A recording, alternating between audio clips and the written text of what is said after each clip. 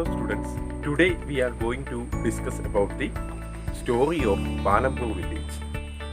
The purpose of the story is to introduce some basic concept relating to the production and production activities. Now we are going to discuss about the story of Palampur village.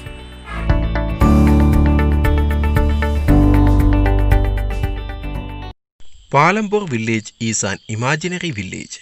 Farming or agriculture is the main activity in Palampur, whereas several other activities such as small-scale manufacturing, dairy, transport, etc. are carried out on a limited scale.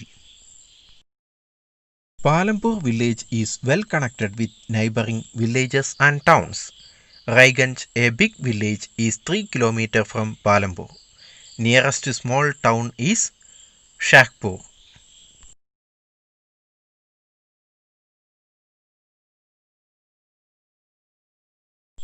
Palampur village has about 450 families belonging to several different castes. The 80 upper caste families own the majority of land in the village. The SCs or Dalits, they were also poor and they comprise one-third of the population and live in one corner of the village. Palampur has fairly well developed system of roads, transport, electricity, irrigation, schools and healthcare centers.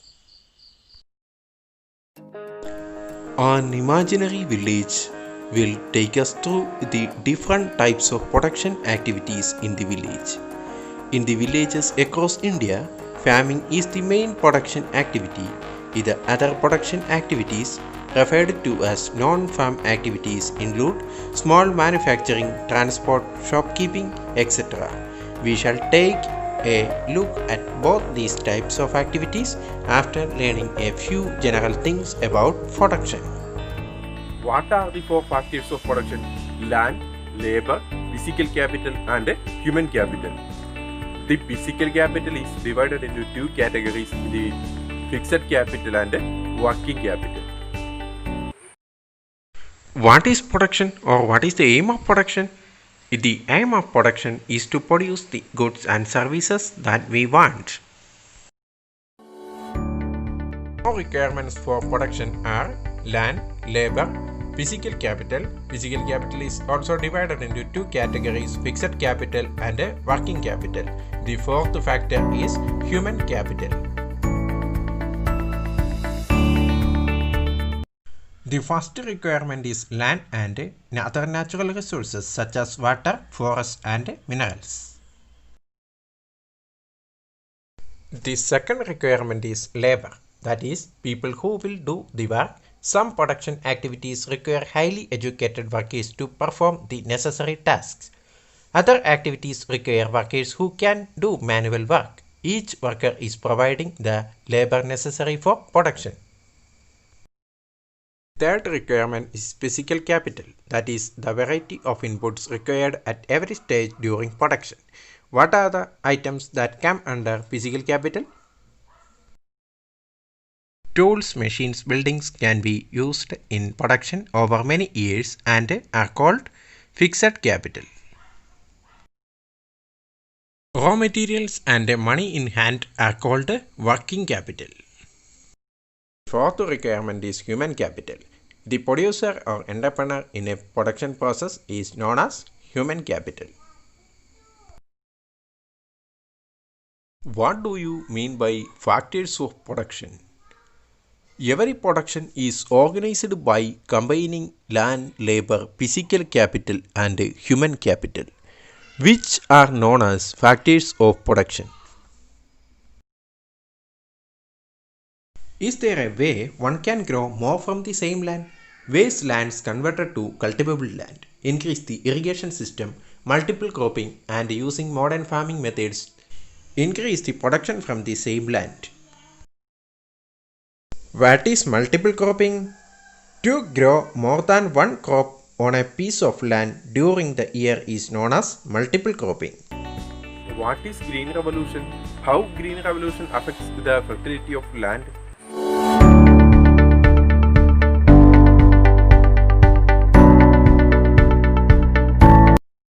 What is Green Revolution? The Green Revolution in the late 1960s introduced the Indian farmer to cultivation of wheat and rice using high-yielding varieties of seeds. Compared to the traditional seeds, the HYV seeds promised to produce much greater amounts of grain on a single plant. As a result, the same piece of land would now produce far larger quantities of food grains than was possible earlier. HYV seeds, however, needed plenty of water and also chemical fertilizers and pesticides to produce best results. High yields were possible only from a combination of HYV seeds, irrigation, chemical fertilizers, pesticides, etc.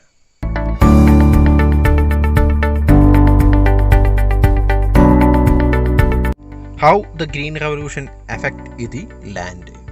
After the Green Revolution, will the land sustain? Land being a natural resource, it is necessary to be very careful in its use. Scientific reports indicate that the modern farming methods have overused the natural resource base.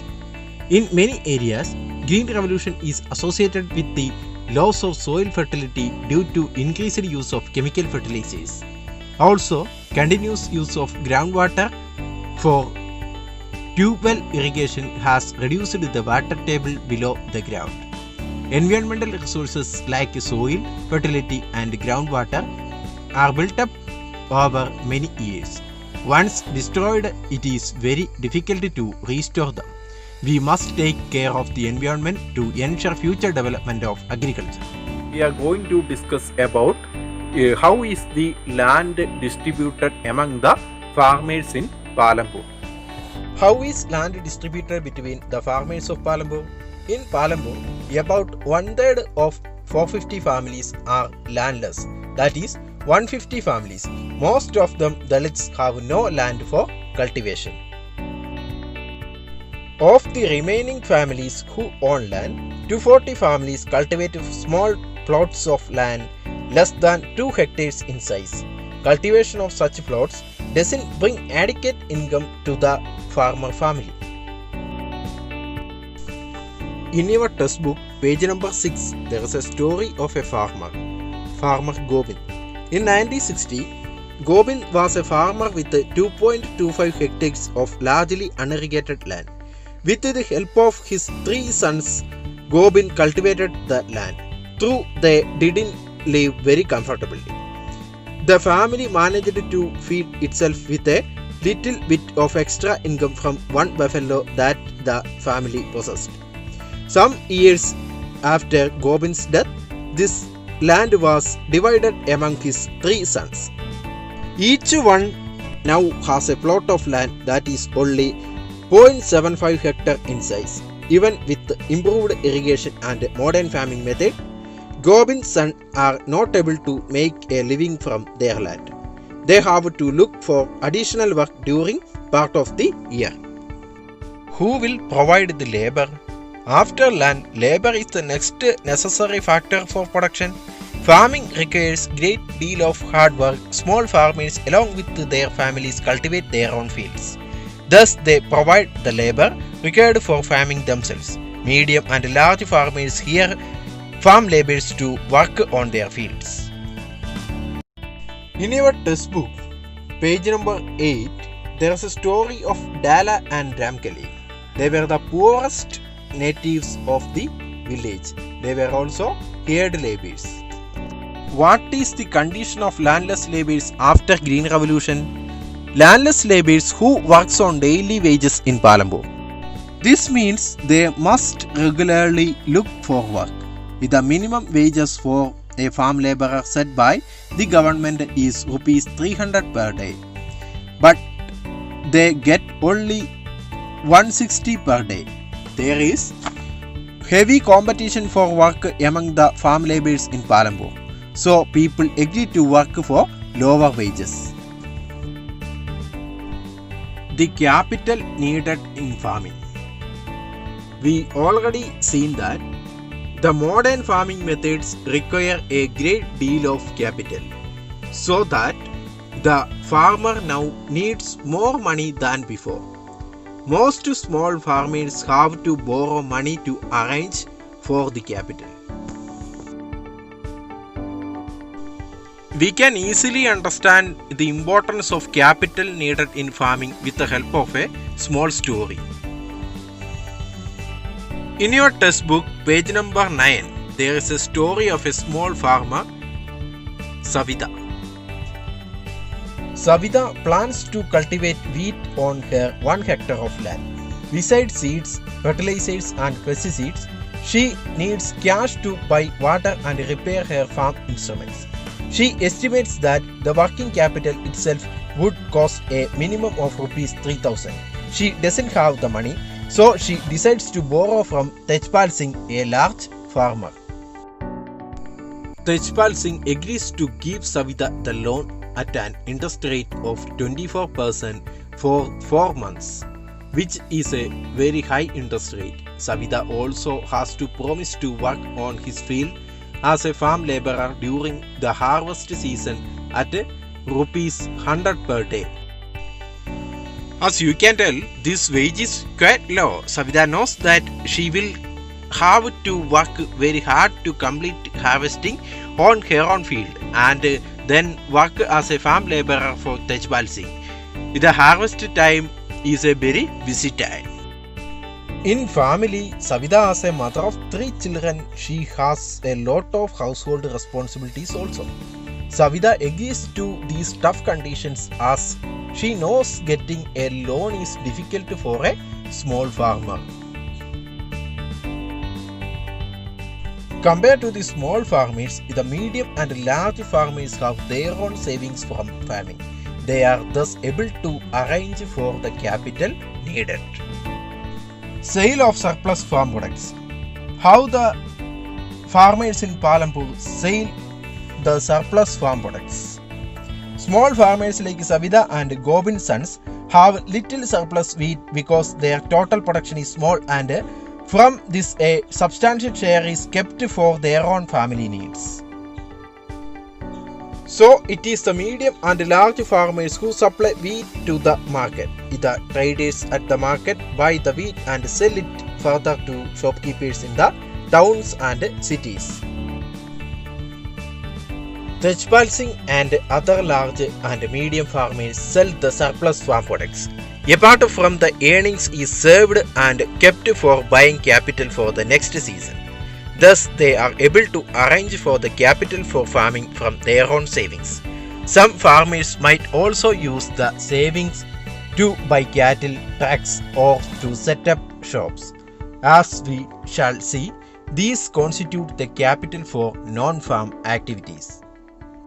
What are the non-farming activities in Palampur? Only 25% of the people are engaged in activities other than agriculture.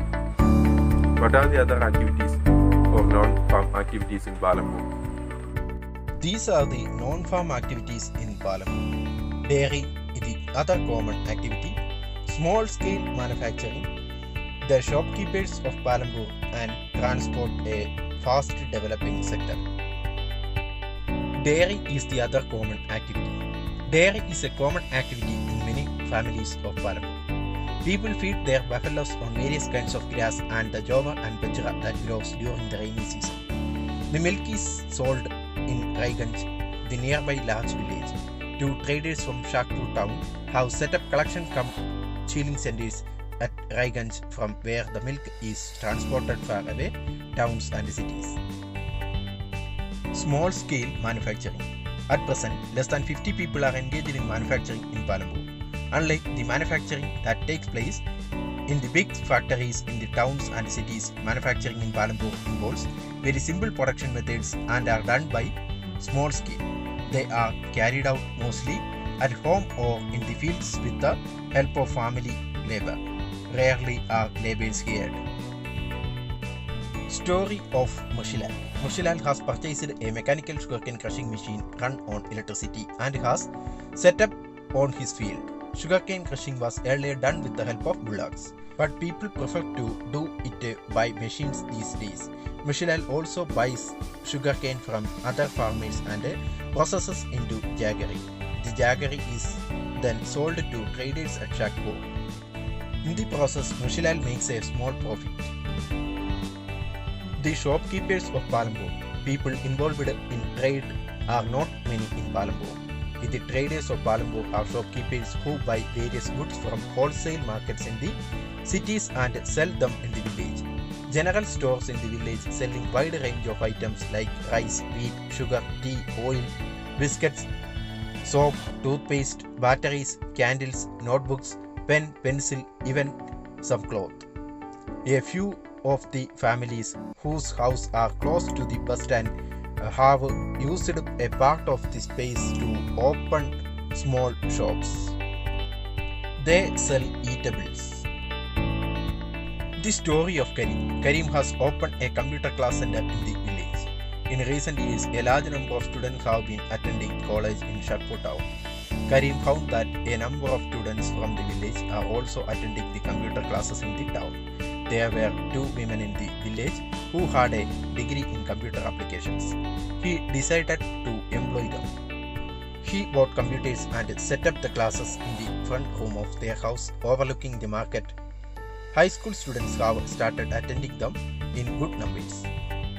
Transport, a fast developing sector. There are a variety of vehicles on the road connecting Palampur to Raiganj. Rickshawalas, tangawalas, jeep, tractor, truck drivers, and people driving the traditional bullock cart and bogie are people in the transport services. Story of Kishora. Kishora is a farm laborer. Like other such laborers, Kishora found it difficult to meet his family's needs from the wages that he received. A few years back, Kishora took a loan from the bank. This was under the government program which was giving cheap loans to poor landless households. Kishora bought a buffalo with his money. He now sells the buffalo's milk. Further, he has attached a wooden cart to his buffalo and uses it to transport various items. Once a week, he goes to the river Ganga to bring back clay for the potter. Or sometimes he goes to Shakpur with a load of jaggery or other commodities. Every month, he gets some extra work in transport. As a result, Kishora is able to earn more than what he used to do some years back.